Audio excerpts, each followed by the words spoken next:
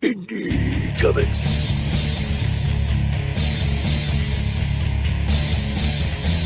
Indie Comics.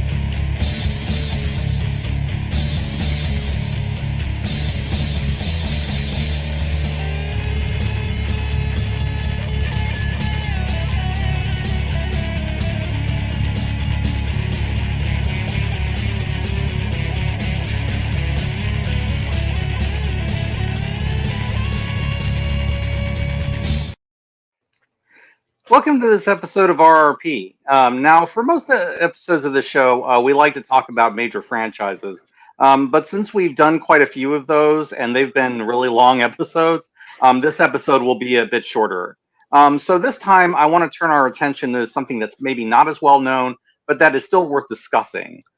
Recently, Mike and I were talking about fantasy films, and that led me to 2011's Season of the Witch, starring Nicolas Cage and Ron Perlman.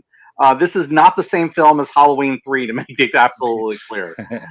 Even though this film has the trappings of a horror movie set during the Black Plague, Season of the Witch surprisingly does have its share of fantasy elements too. But we will get into that in a little bit. So, Mike, do you have any opening thoughts about this film? I suppose the thing that jumps out at me is the actions of the church as portrayed in Season of the Witch. It is the same kind of stuff that led to the creation of the Gallows Men from Omen Comics. The whole creation process there was me wondering what it would be like to be one of the church's or the state's executioners. As Bayman said, the church could be very persuasive. They often tortured people until they confessed to a crime that they started out being guilty of. Whether it was true or not didn't matter. Only that they confessed. What must it have been like to carry out those orders? To believe in your heart that the person you're torturing is innocent, but going through it for fear of eternal damnation.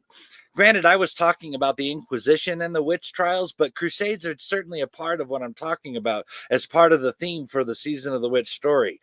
This movie shows what people are willing to do to avoid damnation of the church, and worse, what excuses people are willing to make to do horrible things.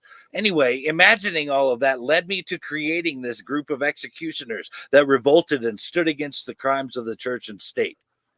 I can totally see how an organization like the Gallows Men might have come about in that light. I mean, we've definitely not shied away from the problems with religion in our own books for sure. The straight razor killer coming immediately to mind on my side. But like this movie, we also draw a distinction between the church and those who believe in their God.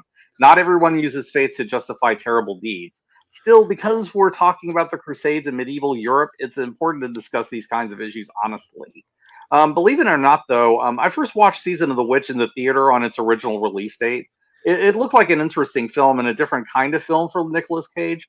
But by the end of the movie, I was finally sold on it. And it is one of those films that I think has gone underappreciated even all these years.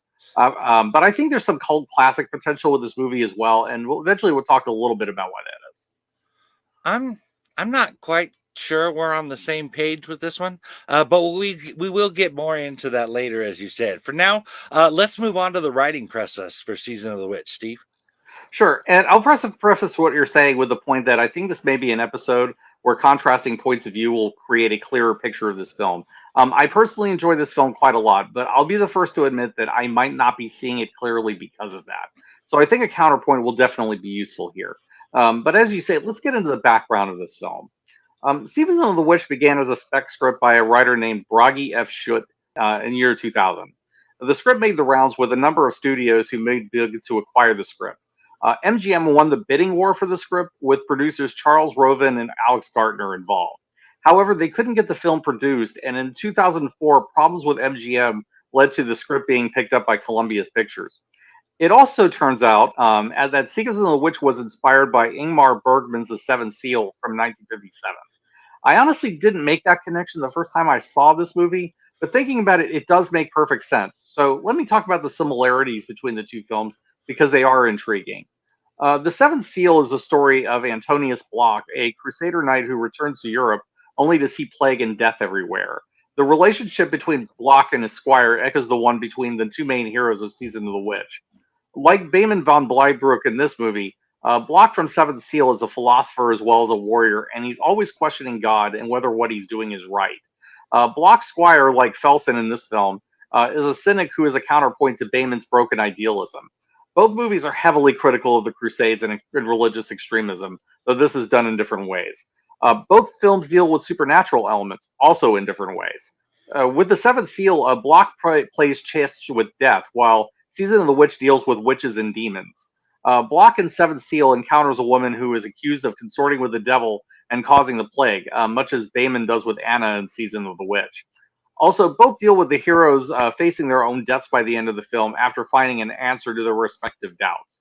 So I don't think there's much question that Season of the Witch took influence from The Seventh Seal. I do want to emphasize, though, that these films go in very different directions, even though The Seventh Seal was obviously a strong influence. The Seventh Seal deals with a knight that has lost his faith in God and he's trying to find something to validate his faith. Bayman still believes in God, but he's lost faith in the church and he's racked by guilt for the sins he's committed in God's name. Furthermore, The Seventh Seal deals with themes of death and despair, and themes that I suspect probably come from German philosophy, such as the God is dead angle from Nietzsche. Season of the Witch goes into some dark places, but it doesn't wallow in hopelessness, faithlessness, or existentialism. It deals more with the darkness in the human soul and what it takes to overcome that. Also, as a side note, it may have been the similarities to The Seventh Seal that attracted the interest of Nicolas Cage. Cage is extremely knowledgeable about film history, and he would have probably seen the connections, but we'll get into that in a little bit. I'll also add one other thing before we move on. The Seventh Seal opens with a biblical reference from Revelation 8:1. Quote, when the Lamb opened the seventh seal, there was silence in heaven for about half an hour, unquote. This is where the movie gets its name from.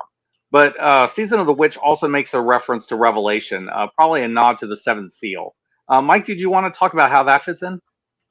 I do, but something just occurred to me as you read that. That particular passage from Revelation 8:1 is when John is interpreting the revelation as it's being given to him, and suddenly heaven is just silent for about a half an hour, and that seems to fit with the theme you're talking about there in the Seventh Seal, like probably when he was playing chess with death, that kind of a thing. Mm-hmm. Right. Right. But anyway, but first, I have to say that the similarities between Season of the Witch and the Seventh Seal are pretty obvious from how you laid it out there. And I'm almost certain that the connection would have been seen by Cage from what you described. But on to the biblical reference in Season of the Witch. The forest that the group travels through is called Wormwood, and that was rather interesting choice. It takes its name from Revelation 8:10-11, which says the third angel sounded its trumpet.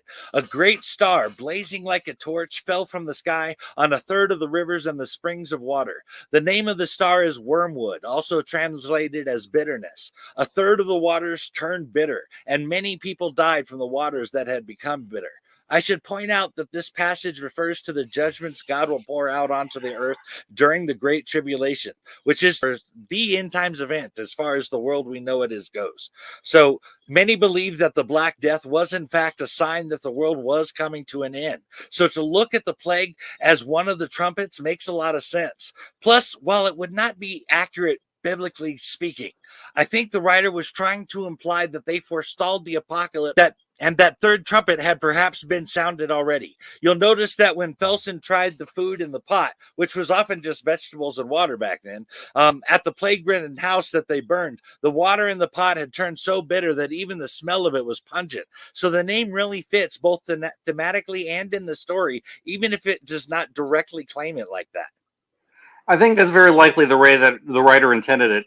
And on top of that, I would say that one of the four horsemen of the apocalypse is pestilence. Just throwing that out there. The connections with the Seventh Seal and the Wormwood references indicate that it was set up, though, as a deliberate reference. There are definite apocalyptic elements to this movie, which fits with the reference to the plague in both films. So Bayman and his party have to travel through the forest that represents bitterness. It's an interesting reference, and that is also a subtle callback to the film that inspired it. But why don't we get into how the film was made, Mike? Sure, Steve, but I have to talk about something you said there. Are you saying that their going through the forest was meant to be symbolic of having gone through the third trumpet? Because if you are, that would be interesting considering the fourth trumpet. Check out Revelation 8:12-13. The fourth angel sounded his trumpet, and a third of the sun was struck, a third of the moon, and a third of the stars, so that a third of them was turned dark. A third of the day was without light, and also a third of the night. As I watched, I heard an eagle that was flying in midair call out in a loud voice, "Woe, woe, woe to the inhabitants of the earth, because of the trumpet blasts that are about to be sounded by the other three angels." I can't help but think about how darkness was spreading out like a storm over the monastery when the demon actually took form. I mean, granted, it's not exactly like what is described in the Bible, but if we're talking about apocalyptic themes here, I can't help but think that was at least a nod to the fourth trumpet and the forestalling of the final three trumpets. What do you think of that, Steve? While I'm not deeply as immersed into Revelation as you are, Mike, I think that interpretation could be what they're aiming for. The seventh seal clearly refers to the seven trumpets in the opening sequence, and this movie's making intentional references to that film.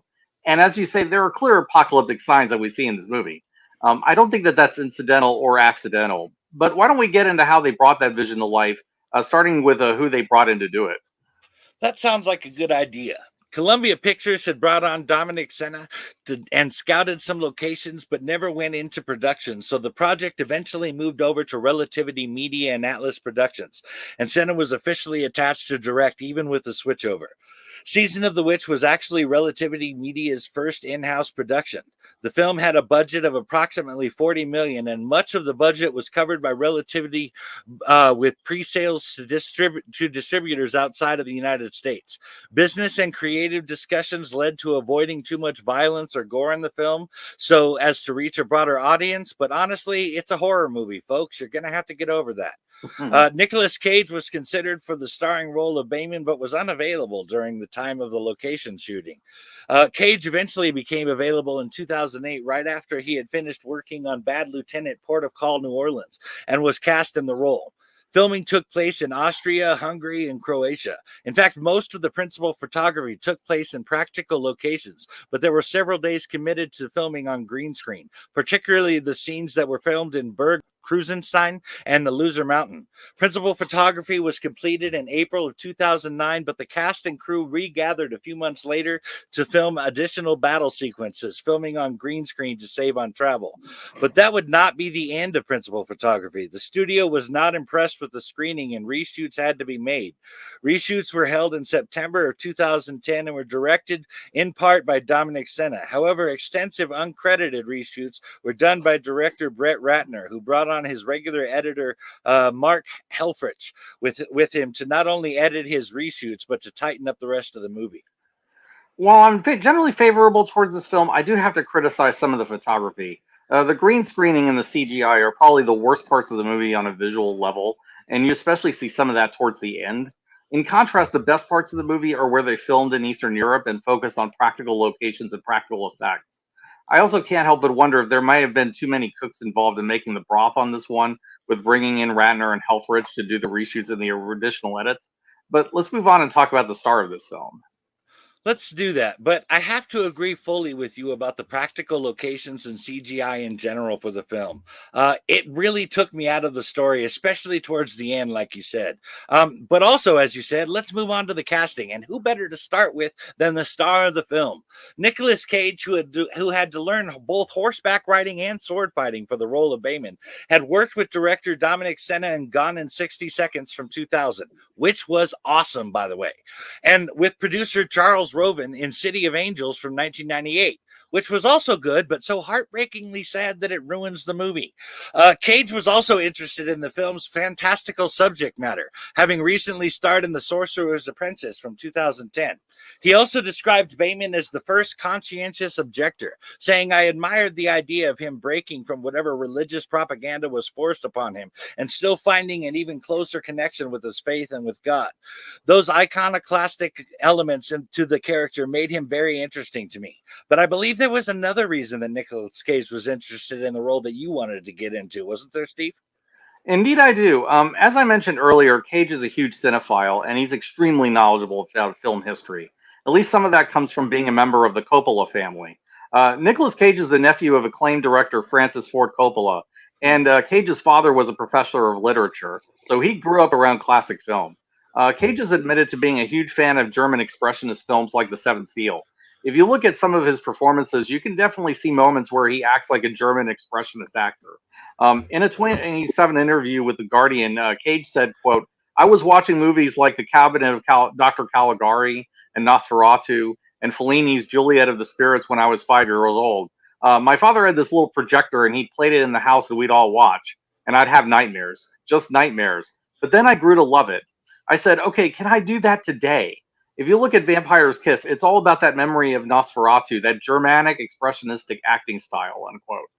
So even though what Cage does appears crazy and over the top, and he gets memed constantly for it, there is a method to his madness. I think Nicolas Cage knows exactly what he's doing with his performances. You can definitely see the Nosferatu influence when he plays vampires, for example, and you can definitely see it in his Dracula in the recent Renfield movie. My guess is he probably saw the German expressionist influence in the script, saw the similarities to the Seventh Seal, and Cage decided that he wanted to do his own take on that. But here's the thing I find interesting about Cage's performance as Behmen von Bleibruck. In this movie, he doesn't do any of the over-top crazy stuff that you see in The Wicker Man or Face Off or anything like that. His performance is sober, thoughtful, and he's playing a serious character. And that's probably because he's leaning into Max von Sydow in The Seventh Seal, where he's more of a somber and philosophical character who's dealing with a crisis of faith.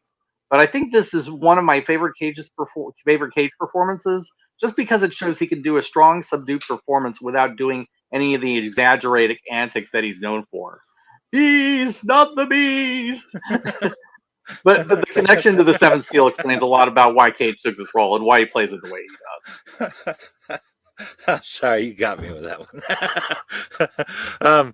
That is certainly true. Behmen does come across as very contemplative, and he always seems to be weighing heavy issues to find their balance. And so I could certainly see the somber philosopher there. But I believe there was even more to the film that drew Cage to the role, wasn't there, Steve? There was indeed. The other angle with Cage's involvement in the film is that he wanted to do a film in the spirit of Roger Corman's horror films. Cage had this to say about the Corman connection. Quote, I wanted to make movies that celebrated actors like Christopher Lee and Vincent Price and the great Roger Corman classics that are unafraid to explore the paranormal and the supernatural, unquote. The really interesting thing about this is that Sir Christopher Lee actually is in this movie, although in a small role. Lee plays the cardinal that recruits Behmen for the mission, though he's in some heavy plague makeup, and it's hard to know that it's him if not for the voice. So that's probably also factored into Cage's decision to accept the role. Oh, man. Someone like Nicolas Cage, who is such a Corman fan, and it sounds like a Hammer horror fan too, must have been geeking out to work with Sir Christopher Lee. That kind of thing must have been a dream of his. At least I imagine I would likely be geeking out if I was a huge Hammer and Corman fan. But let's continue with the casting. Ron Perlman was brought on to play Behmen's companion Felsen. When asked about choosing the role, Perlman said, I love the character. I'm actually more comfortable being a sidekick because I don't get blamed if it's a complete disaster. I really liked his mindset. I liked his irreverence. In a world of seriousness, he's a guy who thinks it's all bullshit. He's just in it for the whores and the sword fights. When asked about Felsen's religion, Perlman said, whereas Behmen has a very well-articulated idea of his relationship to country and church and spirituality and God, Felsen has none. He doesn't bother to spend any time thinking about that. Honestly, I see Perlman's concept of his character and Cage's concept of his character played out really well in the scene where they are put in the dungeon. Behmen has just said out loud for the first time that he serves the church no more. You can see how the weight of his own words are weighing heavily on him as he sits down. When Felsen makes light of the statement by saying the priest looked like Behmen had just pissed in his holy water, this perfectly shows his irreverence. And when they both laugh, you see why they are both friends beyond the bonds of war. Absolutely. And those are the moments where Behmen's and Felsen's friendship feels believable to me. I mean, Felsen never cared about the church, and he's well aware of the garbage that the priests have been feeding him. But he's going to support Behmen no matter what because they shed blood together. But he's also not going to let Behmen wallow in misery either. And Felsen does this by brilliantly taking the piss and making light of the whole thing. So digging a little deeper, Felsen's character is based noticeably on the squire of Antonius Block, but I think he grows into a very distinct character. Felsen is in some ways kind of like the Conan of the movie. He's a fighter who's in it for the thrill of it, as well as the beer and the women. But despite that, he's extremely loyal to Behmen, and that friendship is a big part of the movie. Anyway, I just can't imagine anybody but Ron Perlman in that role, just like with Hellboy. The sense of brotherhood between Felsen and Behmen comes across perfectly, and I think Cage and Perlman have really good chemistry together. They're good foils, but you also get why they're friends. I mean, they're old soldiers who have fought together for years, and that binds them together. It's much like we talked about with Riggs and Murtaugh in the Lethal Weapon episode. They alone can only relate to the experiences that they both lived through. It's just that Felsen deals with it by living in the moment, getting what he can from life, and just not worrying about the past or what the future might bring. He just feels no pain whatsoever. Not to mention that Felsen is just a lot of fun to watch in general. But let's get into the casting of the Witch of the movie, Mike. This was Claire Foy's first feature film, am I right? It was, actually. Claire Foy had previously worked on the British miniseries Little Dorrit in the titular role, but actually made her feature film debut as the young woman who is accused of being a witch. It should be noted that while the unpossessed version of her character reveals that her name is, in fact, Anna at the end of the movie, in the credits she is simply listed as the girl. Claire Foy met Senna seeking out the role, explaining that it's quite a manipulative role. The character does a lot of manipulating, pitting other people against each other, being quite mischievous. That was something I thought would obviously be good to do. To prepare for the role, Foy researched both witchcraft and demonic possession. She described its appeal by saying playing a character that was making things happen and mainly in control of an entire group of men. And for once, be the character that is completely in the know about everything. There is nothing that she doesn't know. Nothing is a surprise. And she's able to deal with every single situation that arises the way that she sees fit. And I think that was quite refreshing to be able to play a character that was not entirely beholden to everyone else. I'm going to pretend like her answers didn't set off any red flags for me at all and say that I was actually more impressed with Foy's performance than I was with anyone else's in the film. And that actually includes Perlman and Cage. But now that we have casting out of the way, I understand you have a story synopsis for us, Steve. I do, but before I get into that, I will say that they got really lucky in casting a top actress at the right point in her career. Because I agree that Claire Foy is really good in this. And I think she definitely gets the manipulative nature of that character. You never quite know where she really stands through most of the film, and a lot of that is in her performance. So let's get into the plot of the film before we dig too deeply into what happens. Season of the Witch is set in the Middle Ages during the background of the Crusades and the Black Plague. The film opens with a group of women who are accused of being witches, and they are forced to either confess their sins or be killed. Ultimately, it turns out that they're all killed anyway. A single priest remains behind to perform the rites to keep the dead in their graves, and he's able to do it for one of the witches, but then another body comes to life and kills the priest. The action then turns to a pair of Crusader knights named Bayman of Blybrook and Felsen. We see a montage of Bayman and Felsen fighting through different battles in the Crusades and how Bayman changes. And we see that he starts as an idealistic knight who he believes he's fighting for God, but then he starts questioning what he does the more battles that he fights. Then we see Bayman realize that they're killing women and children, and he finally confronts the priest who's in charge of the operation. Bayman and Felsen decide to desert in violation of their oaths and head back to Europe. Along the way, the knights stumble upon a farmhouse where the family have all died from the plague. After this, they head to the town for information, only to end up being exposed as deserters. So Bayman and Felsen are held prisoner, and they're ultimately brought before the local cardinal, played by the great Sir Christopher Lee. The cardinal offers a deal to the knights. If they escort an accused witch to the monastery in Severac, they will be pardoned for desertion and set free. The witch is accused of starting this pestilence, and they think that by sending her to the monks, the curse that can be ended and the plague will stop. Initially, Bayman refuses to help, seeing himself as a servant of God and not the church, and the knights are sent back to prison. But after meeting the witch, Bayman reconsiders and accepts the offer, feeling that the girl deserves a fair trial, and that his duty is to ensure that she gets one. So Bayman and Felsen set out with a small group to Severac, heading out with a prison wagon. The party includes a priest named Devill, a local knight named Sir Eckhart, and a convicted swindler named Hagamar, who serves as the guide to the monastery. While along the path, they run into a squire named Kay, who follows the group in the hopes of becoming a knight. After a duel with Felsen, Bayman accepts Kay as the squire, and then Kay officially becomes part of the group.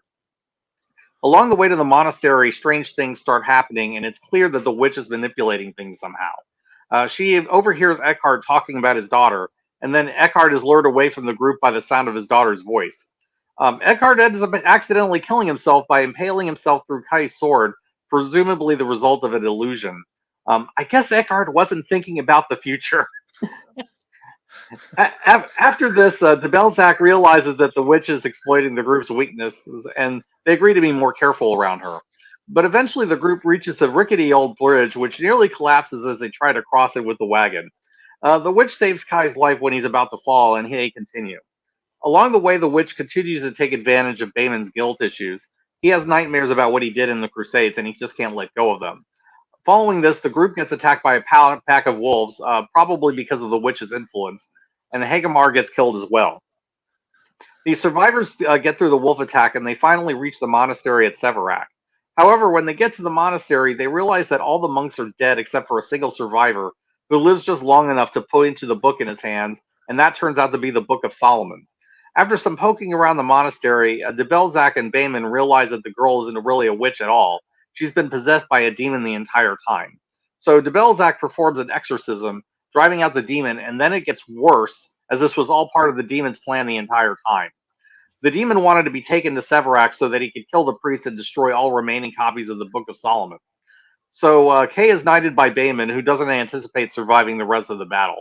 The knights plan on using a ritual from the book to banish the demon, but it's a ritual that takes time to complete. So this leads to a huge fight between the remaining knights and the demon.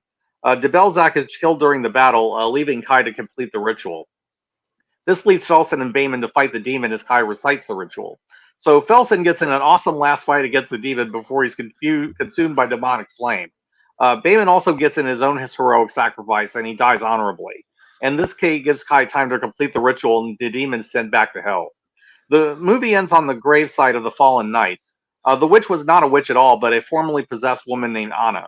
So Kai and Anna pay their respects to Bayman, and the movie comes to an end. Wow. That was a pretty good story synopsis. So I do not have much to add there, really. But so what do you say we move on to actually discussing the film itself, Steve? Sure.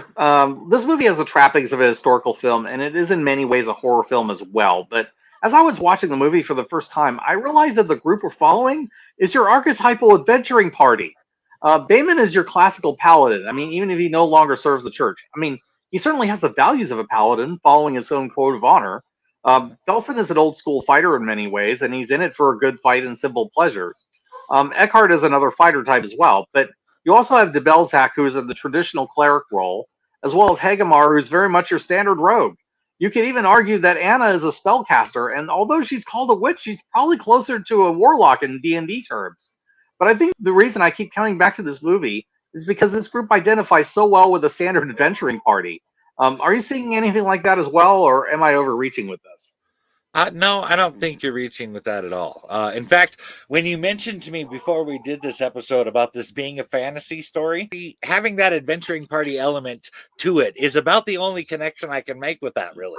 I very much took this as a horror story set in the time of the Black Death. But having that adventuring party thing going on sets Season of the Witch apart from other horror films. And the horror element seemed to set it apart from your average fantasy movie. I seem to recall reading that the Black Death was the result of God's judgments on the earth, but I do not know of any story where the bubonic plague was actually caused by a demon lord. So I think that makes Season of the Witch stand out even among movies about it. But I believe you had something else to point out about the film's representation of a certain institution, didn't you? I do. One point about the film that comes back often is the criticism of the medieval Catholic Church. I don't think that this movie is critical of religion per se, it must be said. Bayman draws a clear distinction between serving God and serving the church. Also, Devill is portrayed as a positive example of a priest in this film. So I don't think this movie is anti-religious, but this movie condemns many things the church historically did, including the religious wars and the unfair treatment of accused witches. So let me throw this over to you, Mike.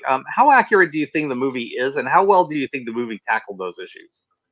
Well, I will answer that, but first, I'd like to say that I think that the thing that that this movie does specifically is draw a distinction between God and man. That God Himself might be holy, but maybe all of His followers might not be. So, as opposed to being anti-church, it's more like anti the corruption of man kind of a thing. Right. But I suppose I should start off by saying I don't believe this movie was intended to be accurate to the letter. But that said, I know a bit about witch trials, and I think this film gets that fairly close. For instance, I'm reminded of the vampire witch hysteria that swept across Romania and other parts of Europe in the 16th and 17th centuries that we talked about in our Vampires and Werewolves episode. I was particularly reminded of this by how they are hanging, then drowning the witches, and the priest wants to speak the right words over them so that they do not rise again. That is very reminiscent of the types of practices that we talked about in regards to how vampires and witches are dealt with, although scaled back quite a bit. Plus, the story Anna told about the woman in her village being accused of witchcraft is actually a practice that was held. When a confession could not be attained by the church, they would often resort to tests like weighing someone down with so much weight that they could not possibly swim and then throwing them in a lake or a river. If they survived, they would be found guilty of witchcraft because they must have used their magic to float in the water. If they died, well, the church was wrong, no harm, no foul. In fact, the church was known to charge the accused witch's family for any expenses accrued in their family member's execution, like having to pay for the wood that was used to burn them, for instance. Also, Anna would have been tortured until she confessed, and they did show that was at least going on to some degree. I think the thing I'm not really sure about is why the thought of possession never came up beforehand. As far as demon possession goes, they seem to have pulled Anna's experience right from Legions in Mark 5, 1 through 20. You'll note that with the demon in her, Anna is stronger than she looks and could not be contained unless she allowed it. Legion was bound many times, but always escaped, even breaking through chains. She was also driven into a solitary places, which is where the priests say they found her. So too was Legion, only he hung out among the tombs. I also make the Legion comparison because whoever that demon was, they were clearly in authority in hell and had command over possibly a legion or more of demons. Another thing to consider specifically about the church is that the world definitely felt as though it was being judged. The Great Famine had happened in 1315 to 1317 and had killed an estimated 30 to 60% of the European population and about a third of the Middle East. Those lucky enough to survive the Great Famine faced the Black Death, which spread across Western Eurasia and North Africa from 1346 to 1353, causing the deaths of 70 to 200 million people. All of that to say that people feeling as though God had abandoned them and was pouring out his judgments on the earth was an understandable perspective. Under that kind of reality, I can see why the church got so desperate, and that might explain some of their more extreme reactions in the film. I'm not in any way justifying their actions, particularly as it pertains to witches and the Crusades, but I think that this movie portrays the severity of the situation enough that it explains why things were a bit different during that time. That sounds reasonable to me, and that's a pretty good summation of the facts behind it. I don't expect perfect historical accuracy in a film like this, it should be said. My standard is usually whether or not what we see is reasonable enough, or if there are any glaring inaccuracies that might take me out of the film. Obviously, the demonic elements are made up, but the way the Crusades of the Black Death are portrayed work well enough as a backdrop for the story in the film. But you're right about how people would have thought that God had abandoned them, given the loss and death they would have faced on a daily basis at that time. Similarly, Bayman spends a good part of the film struggling with faith, but he's also struggling with his own guilt or having killed so many people during the Crusades. What I find interesting about that is that Bayman initially makes the wrong decision because of his distrust of the church, though he walks it back later once he talks with Anna for the first time. Eventually, he ends up finding his faith and dies opposing the true enemy of God rather than just the enemies of the church. So the Bayman gets a pretty solid character arc here. And what I love is the way Nick Cage plays it. It's a somber portrayal, not at all like the crazy stuff that he does in his other films, as we mentioned. But did you have any thoughts on Bayman, Mike? You covered a fair amount of it, but I will add that Bayman killed a young girl while fighting in the Crusades, and that was the moment that his epiphany came to him. He finally saw that he was not, in fact, serving God by serving the church. I think that he desperately wanted an act that could redeem him for taking that girl's life, and that saving Anna by defeating that demon gave him that redemption. And that is why his last wish was that Kay take care of her. I'm glad that you mentioned the Turkish girl because she's the catalyst that makes Bayman turn away from the church. I think you hit on a really good point here that Bayman is hoping that by saving a life, he might in some way make up for killing that girl. Felsen even confronts him on this at one point, as I recall. And I think Bayman gives him an honest answer, even if he may not be completely honest with himself. Speaking of Felsen, I have to admit that he is my favorite thing in this movie. I don't know how much is the character and how much of it is Ron Perlman being a badass in this movie. I mean, he doesn't get much real character growth in this movie, not really, but Felsen is fun to watch at every scene he's in, and he goes out in a literal blaze of glory. Mike, did you have a particular standout character in this film that you wanted to talk about? I guess the real standout character for me was the demon itself, mostly because of the performance by Claire Foy, but also because while that character was clearly a demon lord, he is out there doing his own dirty work. I have seen many demons be deceptive, but the purpose of their deceptions is to cause confusion and chaos. Satan is the father of lies, for instance. But this lie, this deception about being a witch had a long-term goal in mind that required her to make such a deception. I guess I just have not seen a lot of demons with that level of skill and tactics. That actually makes sense to me, and I completely see your point on the way the demon is written. My only real criticism about the demon is that the CGI on the demon wasn't that great when we see his true form. But when Foy is acting possessed, the demon gets really menacing and even threatening at times. And I agree with you that the manipulative nature is handled well. The demon puts some real thoughts into his deceptions. I mean, he usually leads people on with just enough truth to play into his hands, or he'll play on the vulnerabilities of his enemies to lead them to their doom. But speaking of that, let's talk about what happened to Eckhart.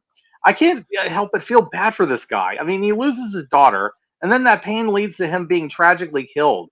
I do like that they played coy about whether or not what he saw was really happened or not, and whether it's a demon messing with his mind. They definitely made it seem as if, whether it was intentional or not, if the demon learns even one thing from a person, he can see into them fully, simply by his confession to others that he had to bury his daughter and that Anna looked like her, allowed Anna to see into him enough to pull his daughter's voice out of his memory. Also, you'll note that what connection she established with Bayman allowed her to repeat the words of the church's representative back in the Crusades.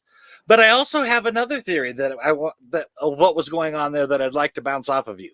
They talk about how many men have gone into Wormwood and were never heard from again. I can't help but be reminded of Middle-earth's Mirkwood that fell under the shadow of Sauron. I don't know about you, but it felt like a shadow had definitely fallen over Wormwood in the movie. There was a darkness there and something supernatural about it. Anyway, all of that to say, I think that the demon used the dark magic of the woods to help confuse Eckhart and cause him to see his daughter. But, I mean, what do you think of that? I'm not sure how intentional it was, but I think the parallels are intriguing for sure. I mean, evil forests have been around a long time, even before Tolkien and into the classic fairy tales. It's an old fantasy trope that you see a lot, but I do like the connections to The Hobbit there, and I can see some definite validity to the comparison. And much like The Hobbit, the group has to pass through a dark forest on a journey to stop a powerful monster. But where I think the Season of the Witch gets interesting with it is that the darkness of the forest is internal and not purely external. The heroes all have to confront their inner demons before they can fight the external one. But speaking of demons, let's turn our attention to the film's big twist. I have two minds on it. One is that I get the impression that there was a rewrite of the third act because I'm not sure this was the original plan. It feels very different in tone and in the action from the first 2/3 of the film. Of course, that could be the reshoots and by Ratner as well. At the same time, I like the idea of suggesting the idea of witchcraft, only for the girl to turn out to be possessed by a demon. I feel like it explains what's going on during the journey. The demon is trying to mess with the party, and he's trying to gradually eliminate them so that the survivors are easier to pick off once they arrive. I mean, it even explains why the demon tries to save Kai. He doesn't want them all to die, and the demon sees Kai as easier to manipulate. But what's your take on it, Mike? Well, I totally see what you're saying there, but I think I had a different take. It seems to me that his whole purpose was destroying all the copies of the Book of Solomon. The only times he seems to kill is when someone gets in the way of getting to the monastery, because he knows that is where the last copies of the book are. Hagamar suggested that they kill her, and he was ripped to shreds by wolves. Eckhart said that he was going to stop her from being taken to the monastery to protect her, and that's when she killed him. Even at the beginning, when he was hung and drowned, he does not kill the priest until he hears the words of the book. In fact, I think that was when the demon's journey to the monastery began. He knew that the book had to be destroyed for hell, or perdition as they call it, and he took the mission upon himself. I think I picked up a certain cockiness from the demon, and I personally believe that he did not think that he would have any issues taking them out once he got to the monastery. But I do agree about rescuing Kay because he is easily manipulated. Well, pride is definitely often a fatal flaw of these demons, but I agree that Kai being easy to manipulate was large part of the reason why he was saved. Kai is an idealist and an innocent, and the demon confuses this with weakness. This is one of the problems with that kind of evil. It just can't comprehend the strength of character it takes to commit to the path of goodness and light, especially the virtue required of a true knight like Kai is. But the demon also provided the test of character for Kai to prove his worth as a knight, not realizing that he had it within himself to pass that test. So by the end of the movie, he's truly earned his newly minted knighthood. But let's talk about another thing that surprised me with this film. I think what surprised me about the most is the reception. My understanding is that the movie wasn't well received, and to be honest, I don't understand why. Maybe you can help explain it to me. But before we can get into that, why don't you talk about the reception of the film and how well it finally did? Sure. Season of the Witch received mostly negative reviews. The general consensus from Rotten Tomatoes is that Season of the Witch is slow, cheap looking, and dull. Season of the Witch fails even as an unintentional comedy. I'm not sure I agree with that, but Associated Press film critic Christie Lemire called Season of the Witch a supernatural action thriller that is never actually thrilling, and added that the scenery is drab, the battles are interchangeable, and no one seems particularly interested in being there. The LA Times critic said that Cage was the primary reason that this sword and sorceries romp was a colossal waste of time. Tom Huddleston of Time Out London wrote, despite its admirably straight face, Season of the Witch is a silly romp with Pythonesque medieval cliche and a knockabout hammer horror with a dash of cut-price Tolkien chucked in to keep things moving.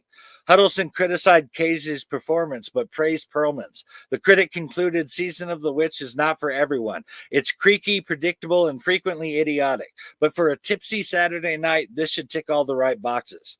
However, Season of the Witch grossed $24.8 million in the United States and Canada and $66.8 million in other territories for a worldwide total of $91.6 million. So it did make money, but only when the international totals were added in. The movie would have lost $50 million based on just the US and Canada.